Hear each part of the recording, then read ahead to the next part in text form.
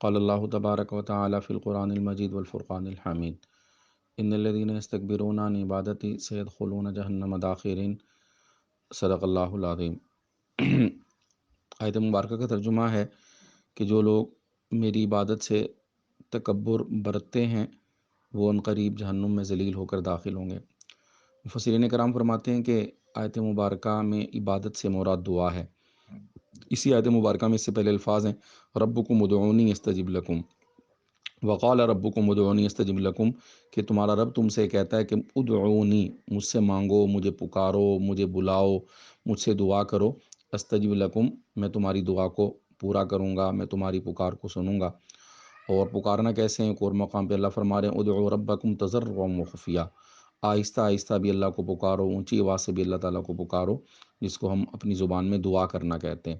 دعا کرنا کوئی معمولی عمل نہیں ہے۔ ایک تو اس آیت مبارکہ سے معلوم ہو گیا کہ اللہ فرما رہے ہیں کہ جو مجھ سے نہیں مانگتا تو وہ آخرکار اپنے اگر وہ تکبر کی وجہ سے ایسے کر رہا ہے اور خدا نخواستہ اس کا اللہ پہ ایمان ہی نہیں رہا، اس کو تو جہنم میں جانا پڑے گا۔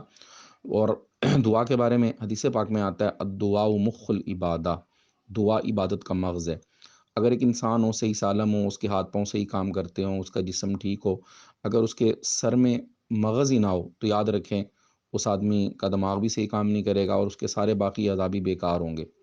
تو بالکل اسی طرح عبادت، جتنی ہم عبادتیں کرتے ہیں، نماز ہے، روزہ ہے، ذکر ہے، تلاوت ہے، اس میں جو مرکزی مقام حاصل ہے اور یہ دیکھنا کہ ہماری عبادات کا کتنا اثر ہو رہا ہے، اس کے لیے ہمیں دیکھنا پڑے گا کہ ہماری دعا کتنی جاندار ہے، ہمارا دعا میں کتنا دل لگتا ہے۔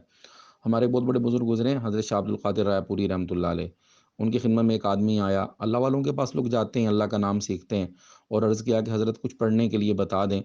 تو حضرت فرمانے لگے کہ دعا میں کتنا دل لگتا ہے؟ تو اس نے کہا کہ حضرت دعا میں تو دل نہیں لگتا، دعا مانگی نہیں جاتی۔ تو حضرت نے فرمایا کہ ابھی تو بہت کمی ہے، پہلے دعا میں تو اپنا دل لگا لو۔ اور ایک بہت بڑے اللہ والے فرما رہے تھے کہ ایک آدمی کو کہا کہ تیرے چہرے پر دعا کا نور نہیں ہے۔ تو دعا جو ہے یہ میں عرض کر رہا ہوں کہ مستقل عبادت ہے اور یہ مقصودی عبادت ہے۔ اور آپ صلی اللہ تعالیٰ علیہ وسلم کی ذات، جن کے لیے ساری کائنات بنی، جو معصوم ہیں، ان کے بارے میں آتا ہے کہ اتنا گڑ گڑا کے مانگتے تھے کہ کاندوں مبارک پر جو چادر اوڑی ہوتی تھی وہ گر جایا کرتی ہے، ڈھلک جایا کرتی تھی، اتنا عاجزی سے مانگتے تھے۔ بدر کی رات کا واقعہ مشہور ہے کہ پوری رات اتنا روئے کہ بار بار زبان پہ یہ ہے کہ اللہم ان تہلک لا توبت، یا اللہ اگر یہ مٹھی بھر مسلمانوں کی آج جماعت نہ رہی تو تیرا کوئی نام لینے والا نہیں رہے گا۔ اتنا روئے، اتنا گریہ وزاری کی کہ جناب سیدنا صدیق اکبر رضی اللہ عنہ تشریف لائے، حاضر ہوئے، عرض کہ یا رسول اللہ بس اب بس کیجئے، اللہ آپ کی ذات کو کبھی بھی غمگین نہیں کرے گا، رسوا نہیں کرے گا، پریشان نہیں کرے گا۔ تو اتنی آہوزاری ہونی چاہیے دعا میں۔ اب دعا کیسے مانگی جائے اس کا طریقہ عرض کر دیتا ہوں۔ یاد رکھیں سب سے پہلے تو جب بھی ہم دعا مانگیں تو اللہ تعالیٰ کی تعریف کریں۔ دنیا کا بھی اصول یہ ہے کہ جب کسی سے کچھ مانگنا اس کی تعریف کی جاتی ہے، یہ عام طور سے ہوتا ہے، تو اللہ کی تعریف کریں۔ اب اللہ کی تعریف کیسے کرنی ہے؟ ہر مسلمان کر سکتا ہے سورہ فاتحہ کے ساتھ۔ حدیث پاک میں آتا ہے افضل الدعاء الحمدللہ، کہ افضل ترین دعا سورہ فاتحہ ہے، اس سے افضل کوئی دعا نہیں ہے، پیارے نبی صلی اللہ علیہ وسلم فرما کر جا رہے ہیں۔ تو پہلے سورہ فاتحہ پڑھ لیں، یا نماز سے پہلے ہم ثنا پڑھتے ہیں، اس میں بھی اللہ کی تعریف ہے، تو اللہ کی تعریف پہلے کریں، اس کے بعد درود پاک پڑھیں۔ بعض روایات سے معلوم ہوتا ہے کہ اگر درود پاک نہ پڑھا جائے تو دعا معلق رہتی ہے، دعا لٹکی رہتی ہے، جب تک درود پاک نہیں پڑھیں گے قبول نہیں ہوگی۔ تو پھر درود پاک پڑھ لیا جائے، اس کے بعد قرآن پاک کی اور احادیث مبارکہ کی جتنی دعائیں ہمیں یاد ہیں، اور زیادہ یاد کرنے کی کوشش بھی کرنی چاہیے۔ اب تو موبائل کا دور ہے، الحزب العظم کے نام سے کتاب ہے ملا علی قاری رحمۃ اللہ علیہ کی، اس میں انہوں نے ایسی تمام مسنون دعاؤں کو اکٹھا کیا ہے۔ حضرت حکیم الامت مولانا اشرف علی تھانوی رحمۃ اللہ کی بھی ہے مناجات مقبول کے نام سے، اس میں بھی یہ دعائیں ہیں، اگر ان کو پڑھتے رہیں گے تو انشاءاللہ ایک دن وہ یاد بھی ہو جائیں گی۔ اور یاد رکھیں جو الفاظ نبی پاک صلی اللہ تعالیٰ علیہ وسلم کے زبان اقدس سے نکلے ہیں، ان سے قیمتی اور مقبول الفاظ نہیں ہو سکتے، چونکہ یہ وہ الفاظ ہیں جو اللہ نے اپنے پیارے نبی صلی اللہ علیہ وسلم کو خود سکھائے ہیں۔ وما ينطق عن الهوى ان هو الا وحی یوحیٰ، نبی وہی بولتا ہے جو اللہ تعالیٰ اس کو سکھاتا ہے۔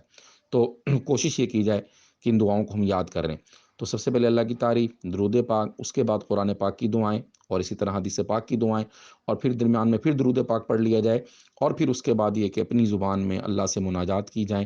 دیکھیں دعا اصل میں اللہ سے ایک تعلق کا نام ہے۔ آج کل نا ایک رسم بن گئی، جی میرے لیے دعا کر دیں، میرے لیے دعا کر دیں۔ تو یاد رکھیں دعا ایک کیفیت کا نام ہے کہ جب انسان کے ہاتھ اٹھیں تو بالکل دل کا تعلق اللہ کے ساتھ قائم ہو جائے، پھر کوئی فکر کوئی سوچ نہ ہو، تو اس کیفیت کا نام دعا ہے۔ تو ویسے تو ہاتھ اٹھا کے دعا کی جاتی ہے، اگر یہ کیفیت نصیب ہو تو چلتے پھرتے بھی بندہ حالت دعا میں ہو سکتا ہے۔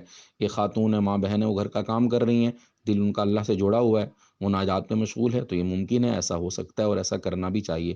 ہر گھڑی ہر آن بندہ دعا میں لگا رہے۔ پھر یہ کہ اپنی زبان میں اللہ سے باتیں کریں، اللہ سے باتیں کریں، اللہ کے سامنے راز و نیاز کریں، اللہ کے سامنے گڑ گڑائیں، اور پھر اس کے بعد یہ ہے کہ پھر آخر میں پھر درود پاک پڑھ کے اپنی دعا کو ختم کر لیں۔ یہ دعا کا مصنون طریقہ ہے۔ اس کے علاوہ موقع بموقع جو دعائیں آپ صلی اللہ علیہ وسلم نے پڑھی ہیں، کھانا کھانے کی دعا، کھانے سے فراغت کی دعا، واش روم جانے کی دعا، باہر آنے کی دعا، تو یہ سب دعائیں ہیں، اس میں بھی اللہ کا نام بار بار لیا جا رہا ہے، اور اس سے اللہ تعالیٰ کا تعلق مضبوط ہوتا ہے۔ حضرت شاہ ولی اللہ رحمۃ اللہ علیہ فرماتے ہیں کہ اصل میں آپ صلی اللہ تعالیٰ علیہ وسلم ہر آن ہر گھڑی اللہ کے ذکر میں مشغول رہا کرتے تھے۔ جناب عائشہ رضی اللہ عنہا سے روایت ہے، یذکر اللہ علی کل احیانہ، او کما قال علیہ الصلوۃ والسلام، کہ آپ صلی اللہ علیہ وسلم ہر لمحہ اللہ کا ذکر کرتے تھے۔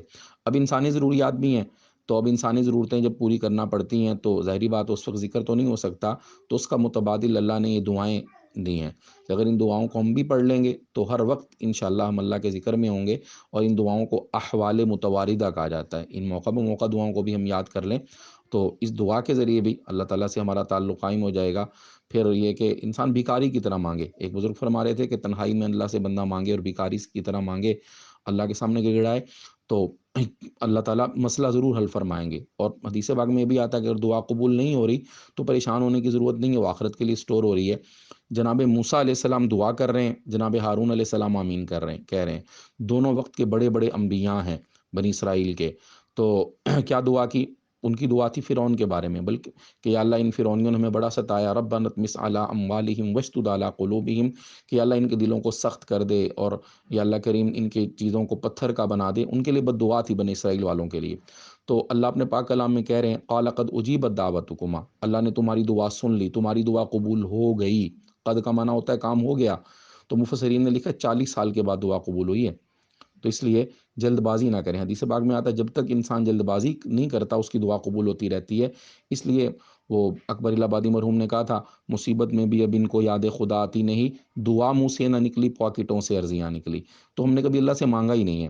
اگر اللہ سے مانگیں گے تو اس کے لیے کہ باقاعدہ ہمارے دن کا کوئی نہ کوئی وقت ہو، ہم 5 منٹ 10 منٹ اس طریقے سے اللہ سے دعا سے مانگیں، اللہ سے دعا مانگیں، تو مسئلہ تو تبھی ہونا ہے جب اللہ کے ہاں لکھا ہوا ہے، لیکن دل کو اللہ سکون نصیب فرمائے گا۔ اس کی ہم مشق کریں، اس کی ہم کوشش کریں، چند ہی دنوں میں انشاءاللہ، چند ہی دنوں میں اللہ تعالی ہماری دل کی دنیا بدل دیں گے، ہماری دنیا بھی سنور جائے گی اور آخرت بھی۔